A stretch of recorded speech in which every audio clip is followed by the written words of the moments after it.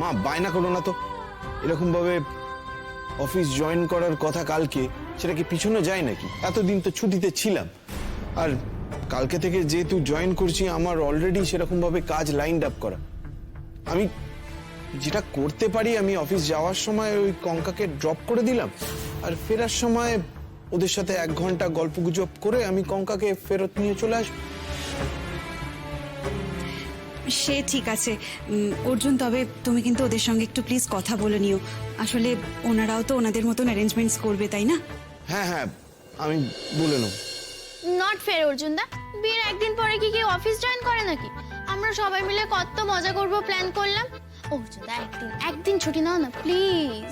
সেটা আমি নিতেই পারি, কিন্তু তারপরে আমার অফিস বোধহয় আমাকে বরাবরের জন্য ছুটি দিয়ে দেবে। তখন একটা চাকরি জোগাড় করে দেবে তো তুমি?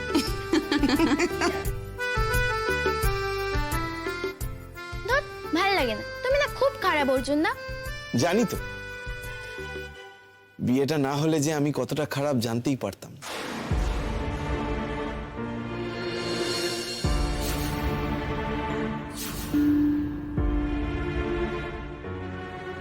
তবে বাবা, তুমি তোমার মিটিং সেরে এসো। আমাদের নিয়মের জন্য যেন তোমার কোনো কাজের ক্ষতি না হয়। না না, আর কদিন পরে ডাকতে। সবে সবে বিয়ে হয়েছে, বিয়ের একটা ধকল গেছে। আর এমনিতেই তো ওরা একে অপরকে চিনতো না, এখন আস্তে আস্তে ওরা নিজেদেরকে চিনছে, জানছে। এখন তো ব্যস্ত থাকবে না। বিয়ের পরপরই তো লোকে নেমন্তন্ন করে, এটাই তো চল। নতুন বিয়ে হলে জোরেই ডেকে খাওয়াতে হয়, বুঝলি? নতুন বড় বউকে জোরে কি বিয়ে পুরনো হয়ে গেলে ডাকবো? আচ্ছা বেশ, সে নয় ডাকলে, কিন্তু ওদেরকে এই বাড়িতে ডেকে তুমি বসাবে কোথায় সেটা ভেবেছো? আর কি খাওয়াবে ওদেরকে? আর এসব কি কথা বলছিস সমু তুই? ওদের কোথায় বসাবো, কোথায় খাওয়াবো? আচ্ছা ওরা কি আমাদের পর? আর অর্জুন তো কতবার কলেজ থেকে আমার হাতের বিউলির ডাল আর পোস্তর বড়া খেতে আসতো। আর কি বলতো বলতো, আমার নাকি 5 স্টার হোটেলে শেফের চাকরি পাকা। আর কঙ্কা, ও তো 2-1 বার এসছে আমাদের বাড়িতে, ও তো ভারী ভালো মেয়ে। কিচ্ছু হবে না, সব ঠিকঠাক হয়ে যাবে সমু, তুই একদম চিন্তা করিস না। কঙ্কাকে নিয়ে আমার কোনো চিন্তা নেই। আমি এই জন্যই চাই ওরা যাতে না আসে।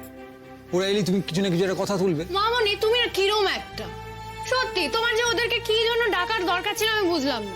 তোমাকে সেদিন কি বললাম? হ্যাঁ, বিয়ের দিন কঙ্কাবতী আমাদের দেখে না চেনার ভান করছিল, পুরো অপমান করছিল আমাদের। কি করছিল না বলো? আর বৌভাতের দিনও তো দেখলে কিরকম হাই হ্যালো করে অন্যদের সঙ্গে কথা বলতে লেগে গেল, পাত্তাই দিল না তোমার। না না, আচ্ছা বিয়ের দিন কি বলিস না তুই? বিয়ের দিন সবাই ওর সঙ্গে আলাপ করছে, নতুন চেনা জানা হচ্ছে, তাদের সঙ্গে কথা বলবে না আমার সঙ্গে দাঁড়িয়ে দাঁড়িয়ে কথা বলবে? এটা কখনো হয়? তো আমার তো মনে হয় ওই ব্যবহারটাই ওকে ফিরিয়ে দেওয়া উচিত। না না, ছি, একদম নয়। ওরা খুব ভালো, মেয়েটা খুবই ভালো। আর অর্জুনকে তো আমরা এতদিন ধরে চিনি। সমু, এই সমস্ত কোনো অসুবিধা হবে না। দেখ, আমি এই সব কথা কিচ্ছু তুলবো না, বিশ্বাস কর। মা, তুমি আমি কি করে বোঝাই বলো তো? শোন, সম্পর্কটাকে টাইম, একটু যত্ন কর, দেখবি সব ঠিক হয়ে যাবে। কি জানি, আই ডাউট। কঙ্কাবতীর মধ্যে না একটা অদ্ভুত পার্সোনালিটি আছে, আর আমার মনে হয় ওর একটা ভয়ঙ্কর জেদও আছে, যেটা বোঝা না গেলেও ও যেটা একবার ঠিক করে ফেলে সেটা না করেও ছাড়ে না। জনদা, আমাকে না অনেক কিছু ভাবতে হবে। আদৌ আমি কঙ্কাবতীর সাথে এই রিলেশনটা কন্টিনিউ করবো কিনা।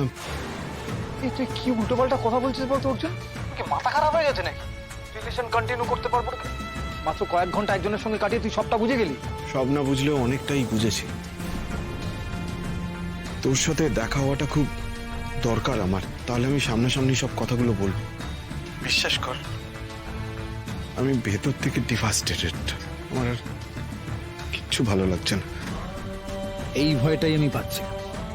এসব তুমি কি করছো কঙ্কা? কি করতে চাইছো? কি করতে চাইছো নিজের জীবনটা নিয়ে?